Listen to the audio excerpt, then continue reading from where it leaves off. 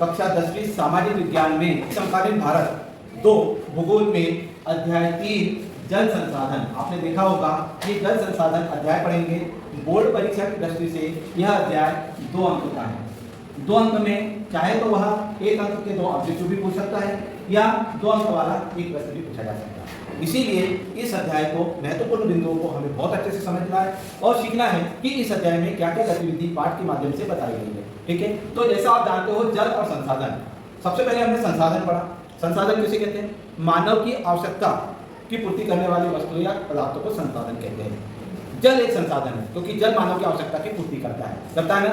जल जैसे कि कहते हैं ना, जल है तो कल, जल ही जीवन है। ठीक है, तो यहाँ पर हम बात कर रहे हैं जल संसाधन की। तो आइए हम इस पर बात करते हैं कि इस अध्याय में क्या क्या गतिविधियां हैं और कैसा है। सबसे पहले हम बात करते हैं कि जल संसाधन, जल के उपयोग। पहला प्रश्न यहाँ से स्टार्ट होता है कि जल के क्या उपयोग हैं। तो जल के उपयोग के क्या है? हाँ, घरेलू उपयोग के लिए, घर में हम उपयोग करते हैं, पीने के लिए, खाना बनाने के लिए, एक्सरसाइज करते कि नहीं करते? तो घरेलू उपयोग के लिए। सिंचाई के लिए करते हैं। तीसरा, बिजली बनाने के लिए। चौथा, जानवरों को पानी के लिए, जो नदियों नहर बनाने के लिए। तो जल के कोई 3 उपयोग तो लिख लेंगे, घरेलू उपयोग के लिए, सिंचाई के लिए और बिजली बनाने। इसके अलावा जो है पानी पीने के काम में आता है। क्लियर है? तो ये जल के उपयोग है। आगे देखते हैं इस अध्याय में कि क्या क्या दिया हुआ है। अब यहाँ पर बताया है कि सबसे अधिक वर्षा, देखिए वर्षा दिया हुआ है कि कहाँ पर अधिक सूखा पड़ता है तो जल की कमी हो जाती है, और जब अधिक वर्षा होती है तो बाढ़ आ जाती है। उसको कहते हैं जल दुर्लभता। जल दुर्लभता क्या है? प्रश्न नोट कीजिएगा, जो परीक्षा की दृष्टि से बहुत इंपॉर्टेंट है। जल दुर्लभता क्या है? तो उसका उत्तर होगा जल की कमी को जल दुर्लभता कहते हैं। जल की कमी कब होती है? जब हमें जल की आवश्यकता कब समझ में आती है, महत्वपूर्ण कब समझ में आता है? जब सूखा पड़ जाता है, जब गर्मियों में पानी नहीं मिलता है, जब पानी के लिए त्राही हो जाती है, जब फसलें सूख जाती है, तो उसे जल दुर्लभता कहते हैं। याद हो गया जल दुर्लभता किसे कहते हैं? जल की कमी को जल दुर्लभता कहते हैं। आइए ना हम इस पर और बात करते हैं। तो देखिएगा इसमें ये बात बताइए। देखिए जल की कमी बताया हुआ है कि कैसे जल की लाइन गर्मियों में पड़ती है। गर्मियों में आपने आवाज किया हुआ पिक्चर के माध्यम से, जब नल नहीं आते तो कितनी परेशानी होती है, गर्मियों में पानी की ये होती है ना। तो जल की आवश्यकता हमारे लिए दैनिक जीवन में बहुत जरूरी है। तो जल नहीं होगा तो हमारे बहुत सारे काम रुक जाएंगे। ये है पानी की जल की कमी। जल पहले प्रश्न आया, जल दुर्लभता किसे कहते हैं? तो पानी की कमी को जल दुर्लभता कहते हैं। आगे देखते हैं। अब आपने इसमें देखा होगा जल का उपयोग उद्योगों में भी होता है। जैसे जल का उपयोग मैंने बिजली बनाने में बताया, सिंचाई में बताया, घरेलू काम में। तो अगला पॉइंट क्या है? उद्योगों के लिए। उद्योगों के लिए जल का बहुत आवश्यकता होती है। चलिए अब देखते हैं कि यहाँ पर एक लिखा हुआ है नियमित रूप से व्यक्ति 55 लीटर की सेवा स्तर पीने योग्य पानी। ठीक है, चलिए आगे देखते हैं। ये वाला बहुत महत्वपूर्ण प्रश्न है। अटल भूजल योजना। अटल भूजल योजना कितने राज्यों में बताई की गई है? तो अटल भूजल योजना 7 राज्यों। याद रखना, खालिस्तान में आ सकता है। अटल भूजल योजना कितने राज्यों में प्रसारित की गई थी? और अटल भूजल योजना का मतलब क्या है? पानी के स्रोत, बांध बनाना, है ना, नहरें करना। तो कितने राज्यों में थी? 7 राज्यों में थी। याद रखना, 7 राज्यों के 80 जिलों और 200 प्रसारित की। तो कम से कम हमें याद होना चाहिए अटल भूजल योजना का संबंध किससे है?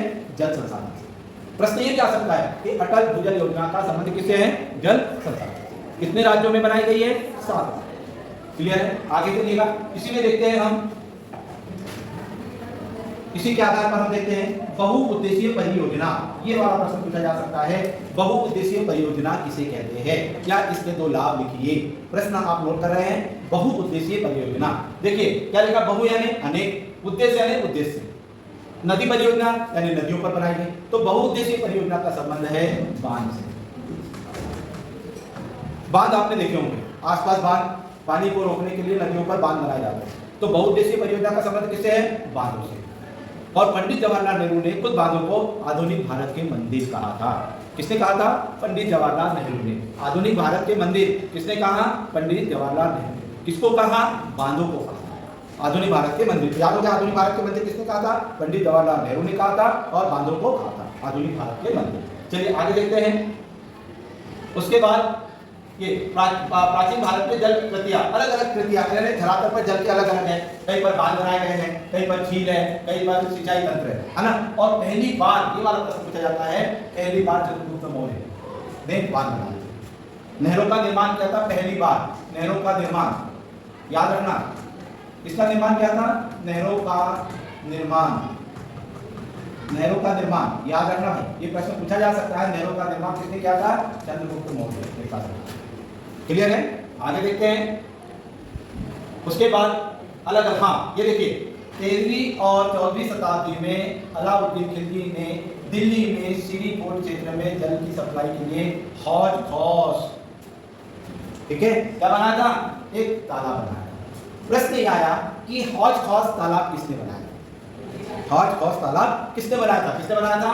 13वीं 14वीं शताब्दी में अलाउद्दीन खिलजी ने। याद हो गया? हौज खौस तालाब किसने बनाया था? अलाउद्दीन खिलजी ने। कब बनाया था? कब बनाया था? 13वीं और 14वीं शताब्दी में। चलिए आगे देखते हैं। ये हीराकुंड परियोजना, ये वाला प्रश्न जरूर पूछा जाता है, महानदी पर है, ठीक है। हीराकुंड परियोजना कौन सी नदी पर है? महानदी पर। और कहां पर है? उड़ीसा। कहां पर है? उड़ीसा। ये याद होना चाहिए। हीराकुंड परियोजना कौन सी नदी पर है? हीराकुंड बांध सबसे ऊंचा बांध। सबसे ऊंचा बांध किसी ने पूछा कि बताओ भारत का सबसे ऊंचा बांध कौन सा है? हीराकुंड, सबसे ऊंचा बांध। और सबसे बड़ा भाखड़ा सागर।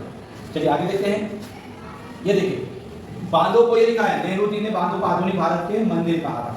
ये बात मैंने आपको पहले बता चुका हूं कि आधुनिक भारत के मंदिर, ठीक है, आधुनिक भारत के मंदिर किसने कहा था बांधों को? पंडित जवाहरलाल नेहरू ने। आगे देखिएगा, ये हीराकुंड बांध मैंने आपको बताया था उड़ीसा में महानदी पर बनाया है, ये जल संग्रहण के लिए बहुत महत्वपूर्ण है।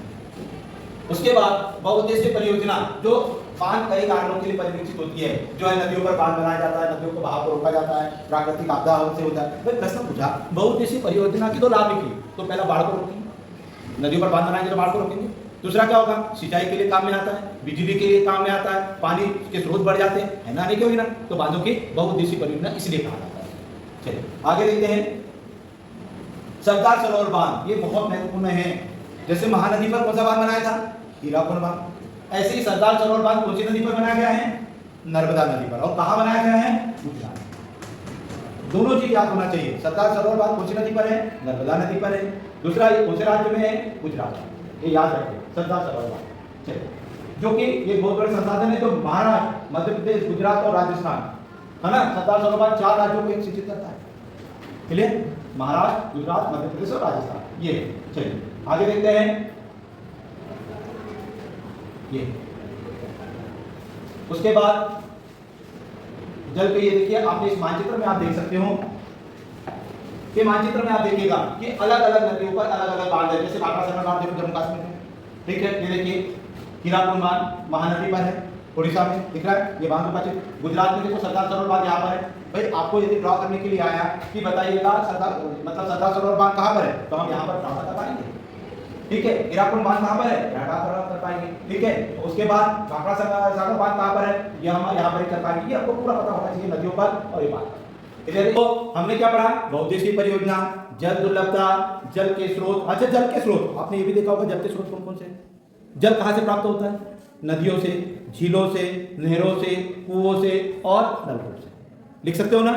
जल के स्रोत, जल कहाँ कहाँ से प्राप्त होता है? तो परीक्षा में आया 2 अंक का कि जल के कौन कौन से स्रोत है, तो जल के 2 स्रोत लिख सकते हो। लिख सकते हो कोई भी, जल के उपयोग भी लिख सकते हो, जल दुर्लभता भी लिख सकते हो, बहुउद्देशीय परियोजना के लाभ भी लिख सकते हो। ऐसी ही सिंचाई के लिए मेघालय में बास ट्रिप योजना लागू की गई। याद रखना, बास ट्रिप योजना क्या है? बास ट्रिप योजना का मतलब क्या है कि मेघालय में पर्वतीय क्षेत्र था, तो पर्वतीय क्षेत्र में सिंचाई के लिए उन्होंने क्या किया था? बांसों का प्रयोग किया था। जैसे अपन पाइप का प्रयोग करते हैं ना, वैसे उन्होंने यहाँ से यहाँ उसके ऊपर बांस रखा, फिर उसके ऊपर बांस रखा। इसीलिए प्रश्न ये आता है कि बास ट्रिप योजना कहाँ लागू हुई थी? तो कहाँ हुई थी? मेघालय। इस प्रकार से इस अध्याय 3 को जल संसाधन को हमने पढ़ा, जिसमें जल के स्रोत, जल, है ना, जल के उपयोग, जल दुर्लभता क्या है, बहुउद्देशीय परियोजना क्या है। इसके अलावा हमने महत्वपूर्ण वस्तुनिष्ठ प्रश्न पढ़े। सबसे पहला वस्तुनिष्ठ प्रश्न पढ़ा, धरातल पर जल का प्रतिशत कितना है? 71%। धरातल पर जल का प्रतिशत कितना है? 71%। फिर हमने पढ़ा आधुनिक भारत, आधुनिक बांधों को, है ना, मंदिर कहा, किसने कहा? पंडित जवाहरलाल। फिर हमने पढ़ा कि नहरों का निर्माण किसके काल में हुआ था? चंद्रगुप्त मौर्य के काल में। फिर हमने पढ़ा 13वीं शताब्दी और 14वीं शताब्दी के अंत में, ठीक है, क्या बनाया था जल को भविष्य के लिए? कौन सा क्या बना था? हौज खौस। फिर हमने पढ़ा महानदी पर कौन सा बांध है?